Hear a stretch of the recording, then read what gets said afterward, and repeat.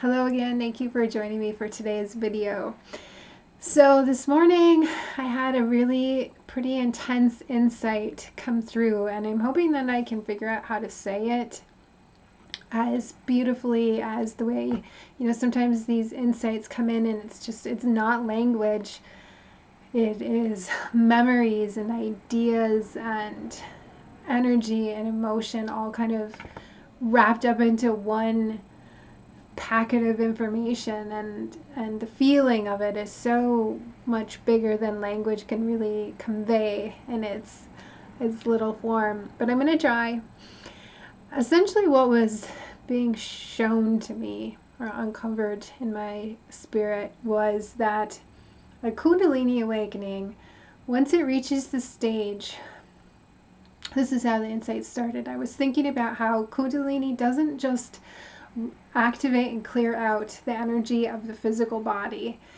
Once most of that is pretty established and you have a good practice in place to be cleaning your auric field, to be cleaning any weird stuff that comes up in your mind, any patterns that continue to take up too much room in the life as it's functioning, it then goes through your lifeline. So the past and memories that you have, traumas, fears, all of these things, it will clean them out, either by telling you a new story about them, confronting them again so that you can learn to trust and lean into the spiritual realms, the spirit that you are, the access to the subtle realms that you are one with now, and so that the things that once traumatized you and put you on more of a biological evolutionary path now become superseded by this spiritual higher state of being. And so those get put into alignment. But you also have a different understanding how that, it's pretty clear how that affects and changes the past and your memory of it, and the clearing of your auric field all the way through your whole lifeline. And so I was thinking, well, what does that look like for the future? And is that why I feel so untethered? And I think I've heard a lot of spiritual people talk about this. You have a bit of an untethered and strange feeling. We go through our lives with this really like prescriptive, beginning to end kind of guidance, right? Like what does society expect of us? What does culture expect of us? What is the body, the natural inclinations of the body? What are those? Food, shelter, reproduction. Those are the kind of like the basic drives of the body, and you will get some evolutionary biological changes that are subtle and small. And it's basically, get through and die. When you add the spiritual component on top of this, you don't have a future that it is mapped out in the way that a purely physical idea of life is mapped out for you. So, like the career, and you have kids, and then you might have grandkids, and that kind of whole reproductive, like everything is just so geared around reproduction and old age and dying, right? The typical template of a biological life form, human being, right? So the whole spiritual nature of things and that subtle awakening that happens and the increase in your consciousness, you're no longer looking at a future that is set in stone. And I know a lot of spiritual teachers will like, oh, well, the body decays and then you die. But how you go from this place where you are awakened to what the end of the physical life looks like is not predictable. It isn't predictable. You get into the realms where your future is no longer predictable. And the way that it came through to me this morning, and what I really want to convey, is that it is the end of prophecy. So the role of prophecy is to get you to the marriage of your soul, your spirit, with the larger soul consciousness that we understand, and many of us use the word God to describe. You become one again, from drop to ocean that is a marriage.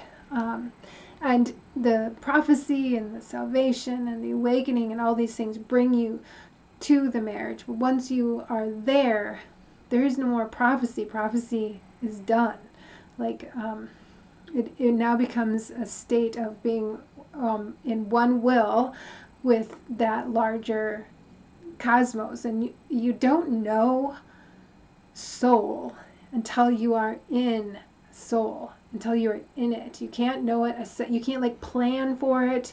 There's no soul is going to look like this when I get there. Heaven is going to look like this when I get there. Until you are fully embodied as soul, connected to and in marriage with that larger soul, the full encompassed, as much as you can take, marriage ceremony, right?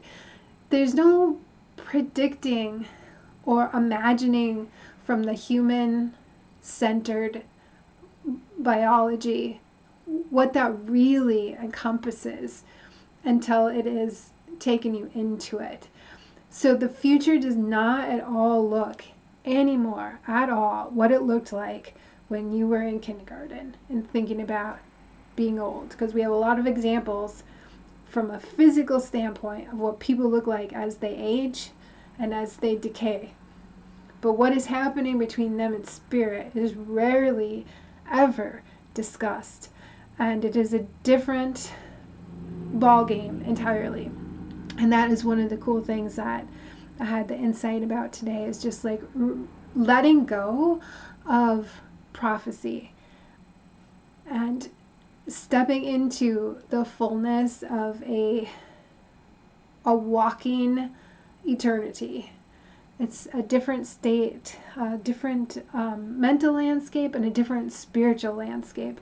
And I think that is the beauty of the spiritual path, is that as we cultivate, this being that I am now has been able to go back in time and sit with my younger self in troubled times. And I remember being that younger self, suddenly feeling the presence of God when I was going through shitty times.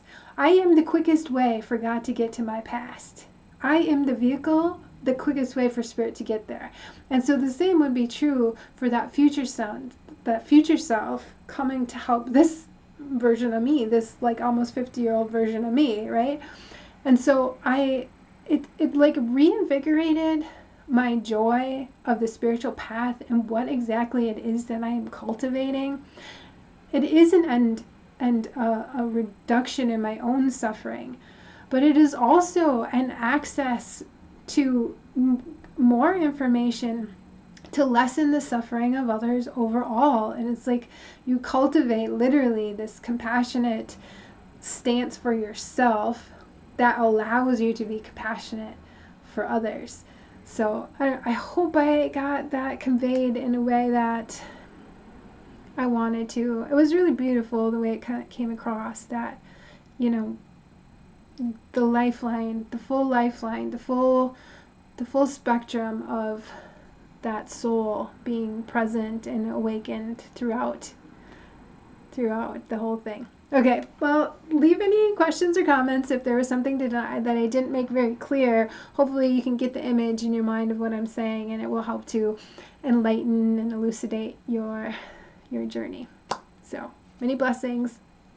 Till next time. Take care.